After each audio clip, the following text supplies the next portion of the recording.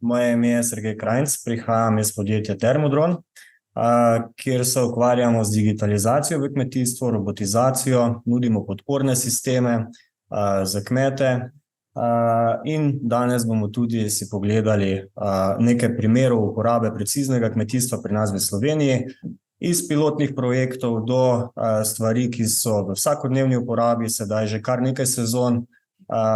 Pogledali si bomo tudi primer ene platforme farm management sistema MyEasyFarm, s pomočjo katerega si lahko kmetje, končni pridelovalci sami generirajo mape za precizno gnojenje, predvsem v dognjevalnih fazah in pa potem tudi za ostale namene.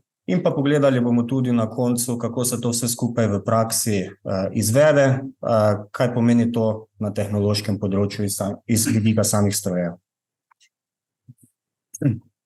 Torej, že moji predhodniki so danes ogromno povedali o preciznem kmetijstvu, pa bom sedaj še enkrat izpostavil, kaj ta termin sploh pomeni. Spravi, marsikdo danes, ko sliši ta pojem precizno kmetijstvo, pomisli najprej na digitalizacijo, na robote, pametne stroje in tako naprej.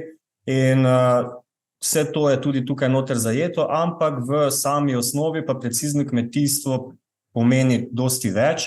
Namreč najprej moramo mi tudi začeti precizno razmišljati. Spravi, moramo začeti sami pri sebi kot pridelovalci razmišljati, da bomo optimizirali procese, da bomo optimizirali porabo materijala in seveda vse korake v proizvodnji. Tako da, to je tista osnova, potem pa nam seveda tehnologija pomaga, da pa izkoristimo oziroma pridobimo nek optimum iz vsega tega. Da pa se danes fokusiramo na tehnike preciznega kmetijstva, pa bomo najprej pogledali, kakšne so pa sploh tehnične zahteve, da pa izkoristimo oziroma pridobimo kar se da največ iz tega področja. Kot prvo potrebujemo na eni strani tako imenovane pametne stroje, ki so ponavadi ISOBUS kompatibilni. V čim se razlikujejo ti stroji od klasičnih strojev? Ti stroji se generalno razlikujejo po dveh pomembnejših funkcijah.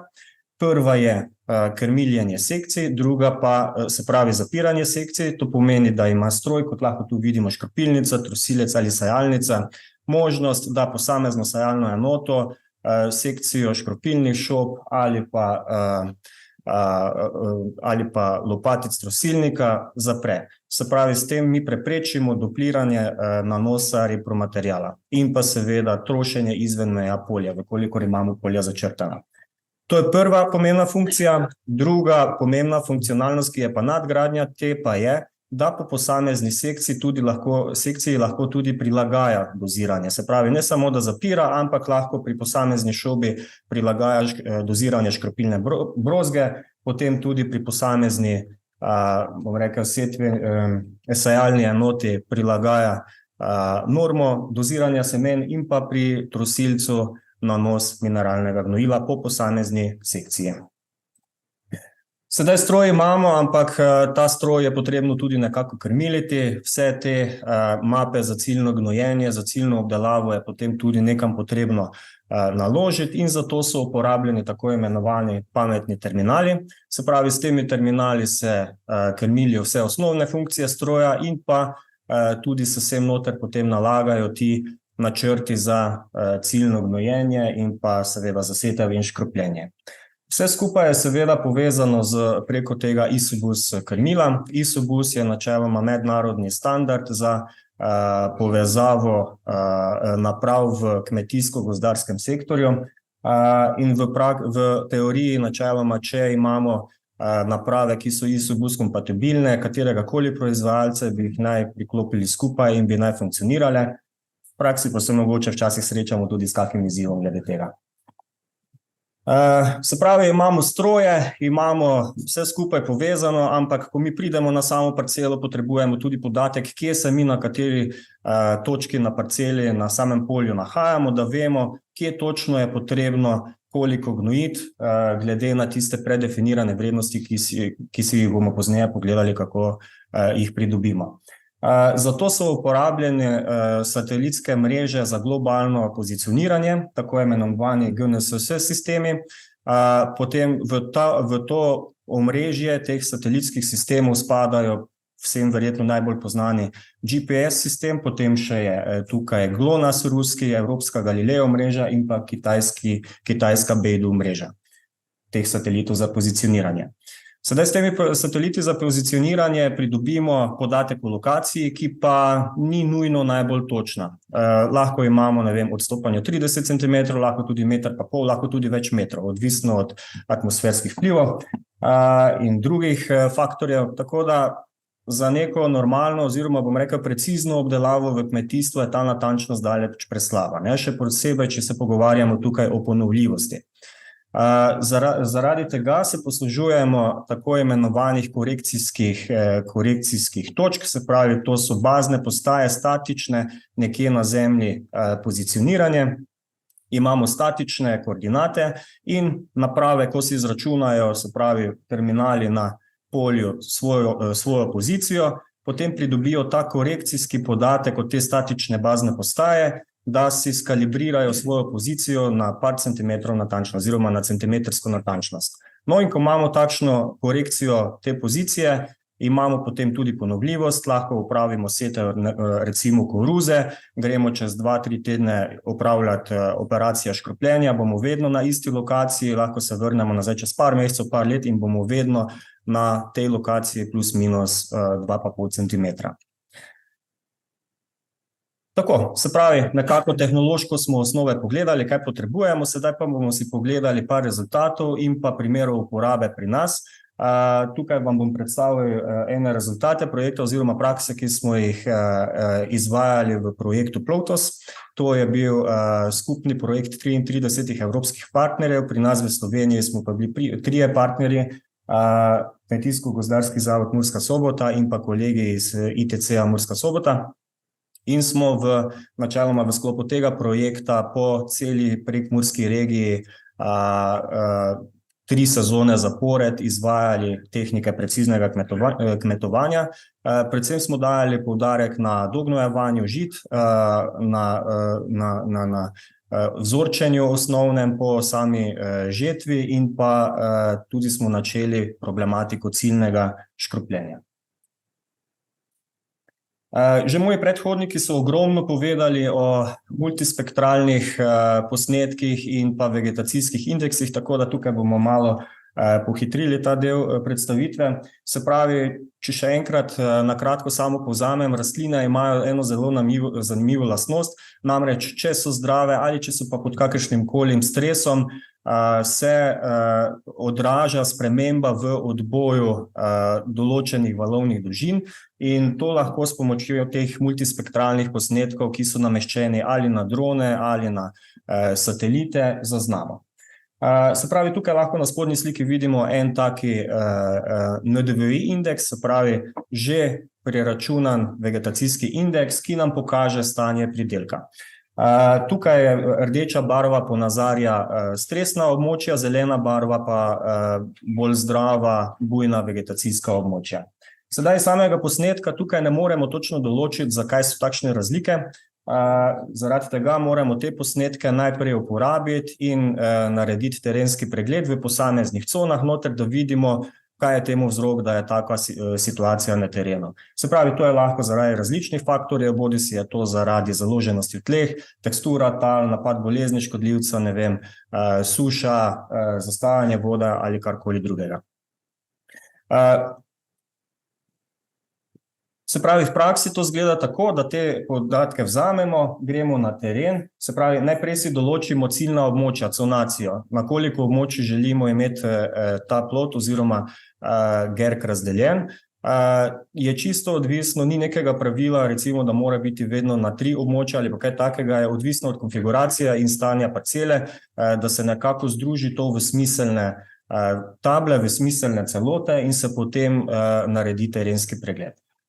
Ko se naredi terenski pregled in se vidi, recimo, da imamo to faze dognojevanj, se izločijo napadi bolezni škodljivce, se vidi, ne vem, ok, tam so bolj peščena tla, tam so bolj kvalitetna tla, se naredijo potem v posameznih območjih noter potrebne analize, se pravi, bodi so to listni nitratni testi, talni nitratni testi, vzorčenja, karkoli.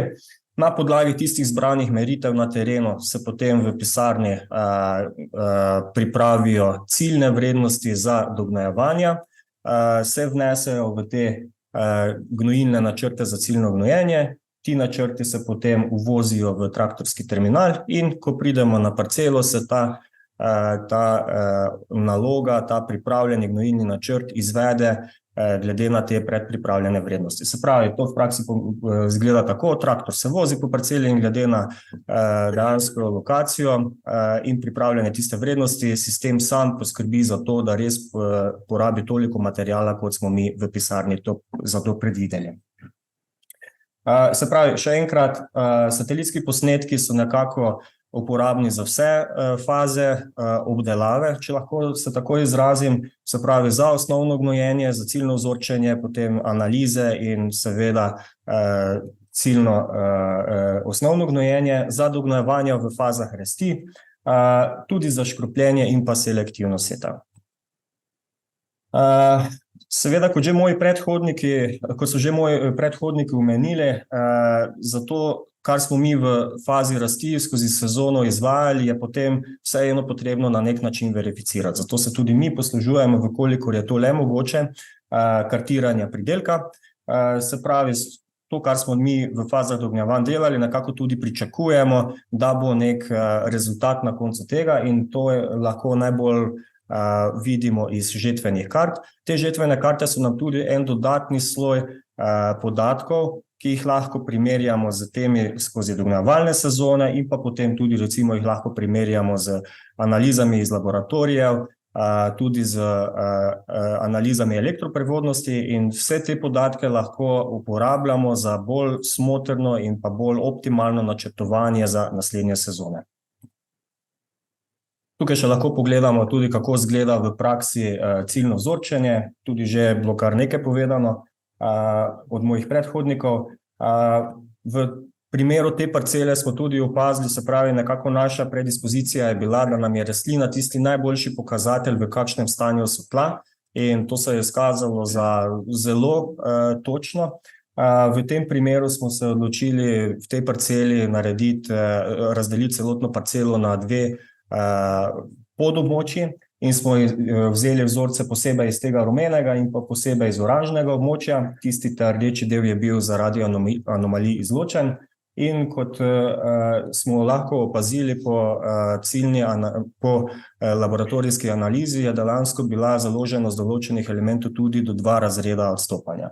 Tako da s pametnim načrtovanjem se da potem seveda daljnoročno optimizirati oziroma spraviti v boljšo formo celotno parcelo. Ker če bi recimo povprečno po neki normi celotno parcelo gnojili, bi na enem delu imeli osiromašeno založenost, na drugem pa bi imeli vrednosti oziroma bom rekel preko meja, pa ne bi kaj dosti s tem pripomogli k končnemu hektarskemu donosu. Torej, prednosti preciznega kmetijstva, da se poslužujemo teh vseh metod, nekako želimo na koncu doseči boljše hektarske donose, izboljšati stanje v zemlji, se pravi, da nam daljnoročno to poceni pridelavo. To niso kratkoročne zgodbe, se pravi, treba daljnoročno graditi boljše stanje v tleh in pa seveda, da se generira nek pozitiven vpliv na okolje. Sedaj pa bomo pogledali na primeru ene platforme Farm Management Information Sistema, ponudnika MyEasyFarm, kako si pa lahko kmetje sami takšne stvari pripravijo, se pravi, še posebej je to zdaj aktualna tematika zaradi ukrepa preciznega kmetijstva, kmetijske politike, in si lahko sami pripravijo te gnojilne načrte za ciljno gnojenje, kako se to vse skupaj spravi na samo traktorsko mehanizacijo in kako to polje izgleda v praksi, ko se to izvaja. Se pravi, platforma MyEasyFarm omogoča dejansko celotno vodenje kmetije od evidenc, načrtovanja kolobarja, raznih analiz, uvažanja različnih, bom rekel, podatkov iz drugih virov, kot so potem žetvene karte, laboratorijske karte, karte elektroprevodnosti, karkoli. Nadzira se lahko celoten strojni park, vsa administracija pa to je podprta, ampak danes nam najbolj zanimivo pa je ta segment, se pravi ta modul za uporabo satelitskih posnetkov in pripravo gnojilnih načrtov na podlagi teh posnetkov. Postopek je dokaj enostaven, se pravi, kot prvo moramo imeti polje, za katerega želimo pripraviti gnojilni načrt. Na začetku si ali polja meje parcele uvozimo ali pa jih ročno zarišemo na podlagi satelitskega posnetka. Ko imamo polje izbrano, gremo v modul za satelitske posnetke in tam moramo mi ročno izbrati, na kateri presečni datum želimo mi satelitske posnetke uporabiti. Se pravi, če se to pogovarjamo o fazah dognevanj, je optimalno par dni prej, en dan prej, kakorkoli, izbrati satelitski posnetek, če je seveda na voljo. Namreč tu so uporabljeni satelitski posnetki sistema Copernicus, Sentinel-2, in tukaj imamo ponovitev snemanj na naših lokacijah od 3 do 5 dni. Tako da, če pa imamo mejo oblačnosti, ker so to optični sateliti, nažalost ne moremo uspešno zajeti posnetkov, tako da včasih se zna zgoditi, predvsem to v spomladanskih prvih fazah dognevanj, da smo tudi po 2 tedna, zelo redko tudi celo več, brez uspešnih posnetkov. Tako da tukaj si izberemo na en presečni datum satelitske posnetke. Spodaj lahko tudi vidimo gibanje indeksov, se pravi napredek vegetacije skozi neko časovnico. Izberemo datum posnetka, ga soniramo, se pravi ta NDVI indeks razdelimo na cone, v tem primeru je tukaj na mislim, da 4 ali 5 con, in potem gremo pripravljati gnojilnega načrta. Sedaj tukaj se malo slabše vidi, ampak ok. Se pravi, tu zraven slike vidimo ta pogled, zgoraj piše Draw Prescription Map, in tukaj imamo po barvah kategorizirana ta območja. Zgoraj izberemo najprej, kateri material bomo uporabljali, se pravi, katero gnojilo v našem primeru, katera merska enota, ali bomo gnojili foliarno ali bomo gnojili granulat, in pa potem za vsako posamezno območje izberemo, katera je tista vrednost, ki jo želimo za posamezno območje določiti. Se pravi, tukaj vmes je še tisti korak, da mi na podlagi te slike lahko gremo z aplikacijo na telefonu na samo nivo, nas vodi do tiste lokacije, se pravi do tistega območja, ki smo si ga začrtali, in tam noter naredimo te nitratne teste. Na podlagi teh nitratnih testov potem tu damo noter te ciljne vrednosti. Sedaj, če bi pogledali malo bolj dol, bi nam potem za celo parcelo tudi izračunalo, koliko bo dejanska poraba materiala na to parcelo. Če se nam zdi preveč ali kakorkoli drugače, lahko mi to porabo tudi znižamo ali tudi načeloma povečamo in nam glede razmerja, ki smo jih določili tu noter, potem avtomatsko preračuna. Recimo, ne vem, vse skupaj nam je tukaj zračunala, da bomo porabili 1500 kg kanal na to parcelo, mi pa bi želeli samo 1000 kg, bi spodaj napisali, ok, namesto 1500 bomo naredili 1000 in bi nam sistem samodejno preračunal ta razmerja, da dosežemo tisto končno željeno količino gnojila. Ko smo zadovoljni z vsemi ciljnimi vrednostmi, generiramo končni gnojilni načrt, ki izgleda takole. Tukaj imamo spodaj tudi povzetek, tudi vizualni, in potem lahko iz tega, kar uvozimo, izvozimo to kot gnojilni načrt za končno napravo. Podprta sta 2 generalna standardna, izvoz v Shape formatu datotek in pa v ISO XML. Lahko se pred tem pripravijo oziroma vnesajo naprave v sistem, da samo izberemo, ne vem, ta tip traktorja, ima ta terminal gor in nam avtomatsko izvozi že kar v primernem formatu za to napravo, lahko si pa tukaj tudi ročno izberemo. Se pravi, če pa imamo mi traktorje, ki so pa zmožni se brezžično povezati z to platformo, pa lahko mi to celo brezžično pošljemo v pravilo na traktor, se pravi, mi lahko v pisarni pripravimo vse skupaj, traktorist je nekje na polju, na delo in dobi avtomatsko to naloženo, dobi obvestilo, da je dobil nova opravila, lahko jih potrdi in začne samo tisto delati. Brez gnojila, samo trost. Brez gnojila. Torej, takšen je postopek za to, se pravi, če imamo več parcel, jih lahko več zgeneriramo in jih potem tudi v enem koraku skupinsko izvozimo, ampak takšen je drugače postopek priprave teh gnojilnih načrtov. Sedaj, kako pa to vse skupaj izgleda v praksi, izvedba, se pravi, ko se načrt prejme na terminal, se potem začne vse skupaj na terminalu tudi izvajati. Zdaj pa, mi smo pripravili en gnojilni načrt, zamislili smo si neka področja, ampak ni pa mus, da bo dejanska mehanizacija zmožna to do 10 cm natančno ali pa centimeter natančno v praksi tudi izvesti. Zaradi tehničnih omejitev v večini primerov ne.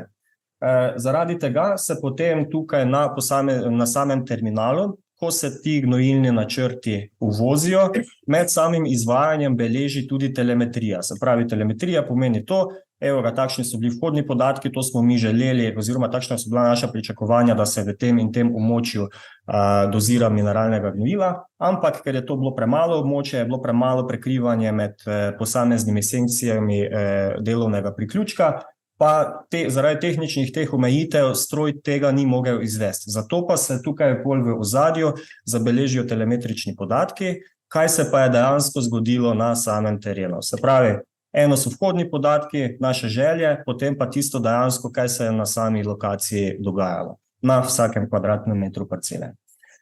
Tukaj lahko vidimo dva primera, eden je naš iz prakse, drugi je pobran z interneta. Tukaj je recimo za primer dogajanja žit, tukaj pa mislim, da je za sejalnico. Če se spomnite, prej smo omenili korekcijski signal, da imamo naprave z centimetrsko natančnostjo obdelave. Na trgu imamo tudi v uporabi, bom rekel, preprostejše sisteme, ki nimajo centimetrske natančnosti in tudi nimajo samodejnega krmiljenja oziroma avtostiringa. Se pravi, novejši traktorji in pa tudi sistemi za nadgradnjo traktorjev omogočajo samodejno vožnjo traktorjev s centimetrsko natančnostjo. Sedaj pa vprašanje, ali je to smiselno za uporabo v teh preciznih vodah? Je. Zakaj? Zaradi tega, ker se doseže dosti večja natančnost obdelave. Namreč za primer, imamo škropilnico, ki ima recimo 2,5 metrske sekcije. To, bom rekel na pamet, recimo zajame 5 škropilnih šob. Če bomo mi vozili sami ročno, mi ne bomo na centimeter natančno vozili. Se pravi, tukaj nam bo navigacija kazala, kje se vozimo, ampak mi brez težav lahko tudi po 20 cm ali pa še več, še posebej na travinjah, zavijugamo. In ker imamo 2,5 metrsko sekcijo, nam sistem ne bo samodejno zaprt te sekcije, ker ni zmožen 20 cm zapreti, ampak samo 2,5 metra naenkrat. In s tem še vseeno mi dosežemo nek dupliran nanos, se pravi več porabljenega materiala, više stroške. Če pa imamo mi sistem, ki pa nas sam vodi, potem pa bo ta med prehodi imel res natančno obdelavo na 2,5 cm ali pa recimo par centimetrsko, pa do teh razhajanj načeloma ne bo prišlo. Seveda še se pol tu drugi aspekti, se pravi manj utrujenost, manjša obremenitev tudi za samega traktorista, se pravi po koncu delovnega dne pride bolj spočiti s samega traktorja, ampak recimo iz vidika natančnosti obdelave pa je smiselno tudi razmisliti v tej smeri za vsakega, ki se tega poslužuje, da si omisli tak sistem. Tukaj še sta na voljo dve brezplačni platformi, se pravi prejšnja MyEasyFarm je komercialna platforma, plačljiva, ki jo mi tudi na našem trgu prodajamo. Tukaj pa še sta na voljo dve brezplačni platformi z malo omejeno funkcionalnostjo, ampak vseeno sta zelo uporabni. Nista v slovenskem jeziku, sta v angleškem, ampak vabljeni, da si naredite kako sliko tega, pa v praksi potestirate, če ima kdo seveda željo na svojih lastnih parcelah, tudi vse skupaj.